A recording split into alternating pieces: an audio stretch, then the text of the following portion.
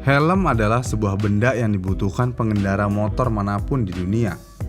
Karena helm adalah sebagai satu-satunya alat pelindung yang berada di kepala kita. Bentuk helm memang berbagai macam, walaupun konsepnya ya hanya dua, yaitu full face dan half face.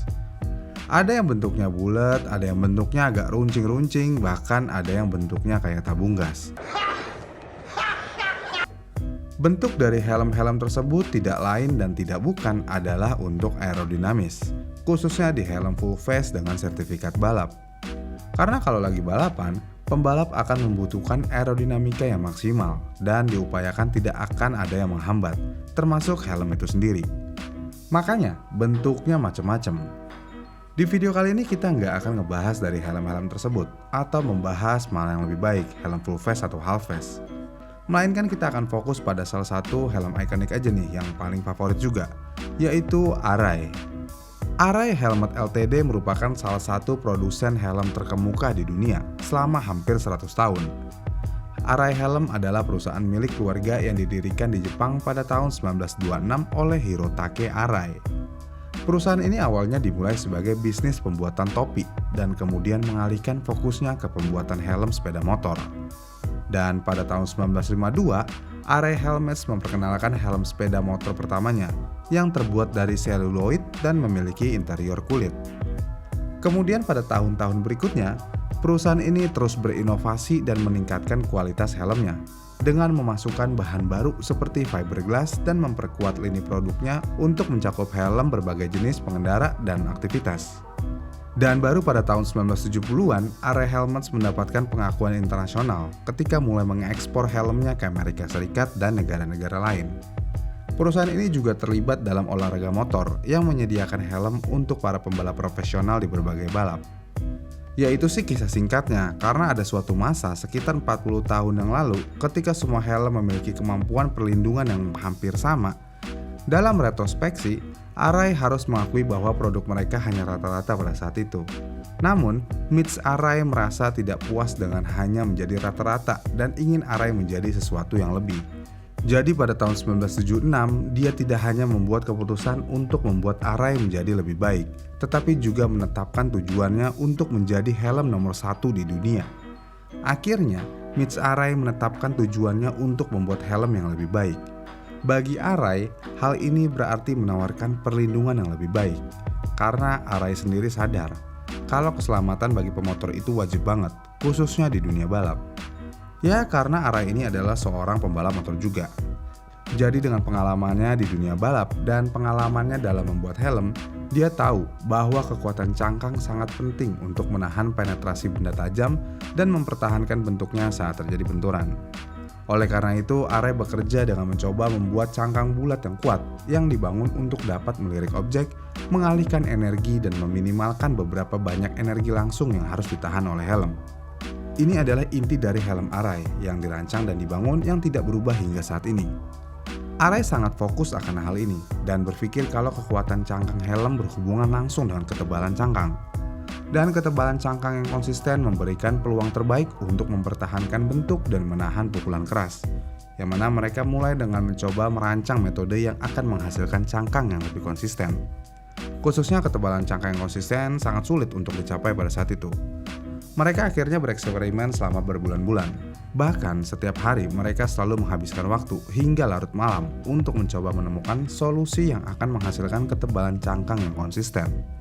Dan setelah beberapa kali mengalami kemajuan, jelas bagi semua orang bahwa tidak mungkin mencapai konsisten absolut dalam ketebalan cangkang.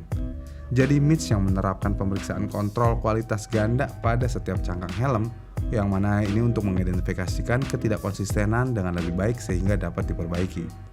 Dan sejak saat itu, setiap cangkang Arai diperiksa oleh 2 titik pemeriksaan kontrol kualitas yang terpisah. Jadi sampai di sini Arai sudah menentukan kualitas cangkangnya. Dan setelah cangkang helm mencapai tingkat kualitas yang memuaskan, akhirnya perhatian mereka langsung diarahkan ke lapisan interior, yang mana ini untuk mengelola energi benturan dan memperlambat kecepatan tinggi benturan dalam jarak pendek dari lapisan helm. Dan ini adalah kunci untuk melindungi kepala dan otak. Kala itu mereka agak bingung nih, karena banyak bahan yang berbeda untuk dipertimbangkan. Tetapi pilihan mereka jatuh kepada IPS, yang mana EPS telah terbukti memiliki kinerja terbaik di berbagai suhu, dan hingga saat ini masih merupakan bahan terbaik yang tersedia untuk menyerap lebih banyak energi benturan dalam ruang sekecil mungkin. Sementara pada saat yang sama menambah berat minimal. Karena Array menggunakan material EPS, Array kemudian secara signifikan meningkatkan performa helmnya dengan memelopori konsep multi-density liner untuk menangani energi benturan yang berbeda di berbagai area di sekitar helm dengan lebih baik, sehingga memungkinkan manajemen energi yang maksimal dengan ketebalan linear yang minimum. Dengan cangkang yang lebih baik dan lapisan multi-densitas yang baru, Array mulai membuktikan upaya mereka dengan meminta para pembalap untuk menguji helm mereka. Dan sejak menggunakan helm Array, saat itu perlindungan pengendara meningkat dan Array dengan cepat mendapatkan reputasi sebagai helm yang lebih baik. Kemudian setelah pasar Jepang berhasil didominasi oleh Array, pandangan perusahaan ini langsung tertuju ke Amerika. Dan seperti yang mereka lakukan di Jepang, mereka mendekati para pengendara dengan konsep perlindungan yang lebih baik. Dan setelah meyakinkan beberapa orang, seperti yang terjadi di Jepang juga, tidak butuh waktu lama untuk menyebarkan berita tentang helm yang lebih baik dari Array. Tak lama kemudian, Array berada di kancah MotoGP dunia, dan helmnya dipakai oleh para pembalap dari seluruh dunia. Ditambah, pembalap yang menggunakan helm Array memenangkan berbagai balapan dan kejuaraan, dan tujuan Mitch pun tercapai. Fred Spencer adalah salah satu duta merek Array yang paling awal dan paling penting dalam balap Grand Prix. Mungkin kalau nggak ada Spencer, Array tidak akan secepat itu progresnya. Mungkin ya. Array ini helm yang cukup berbeda daripada helm lainnya.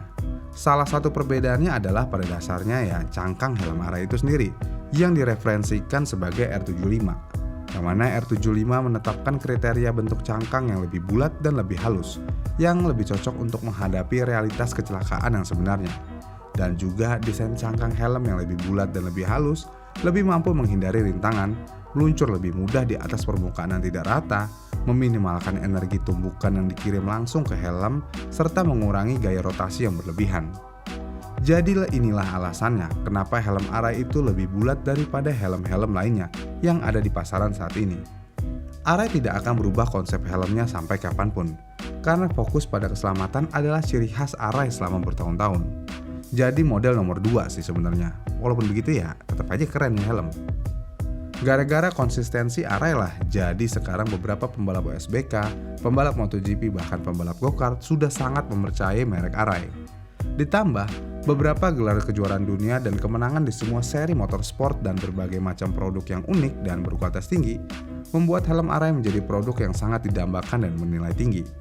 Selama bertahun-tahun, Array Helmets tetap berkomitmen pada keselamatan dan inovasi, menggunakan teknologi canggih seperti desain berbantuan komputer dan pengujian wind tunnel untuk menciptakan helm yang nyaman dan protektif. Perusahaan ini juga telah mengembangkan fitur-fitur unik seperti sistem pelepasan darurat yang telah dipatenkan, yang memungkinkan pelepasan helm dengan mudah jika terjadi kecelakaan.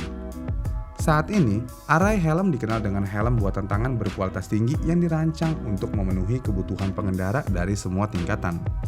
Perusahaan ini juga terus berinovasi dan terus meningkatkan produknya dengan fokus pada keamanan, kenyamanan, dan performa. Memang helm Array sendiri kalau di Indonesia bukanlah helm yang murah, tapi kenyamanan dan keamanan yang ditawarkan oleh Array lebih bernilai daripada harganya. Bagaimana menurut kalian? Komen di kolom komentar di bawah ya. Jangan lupa like dan subscribe channel ini.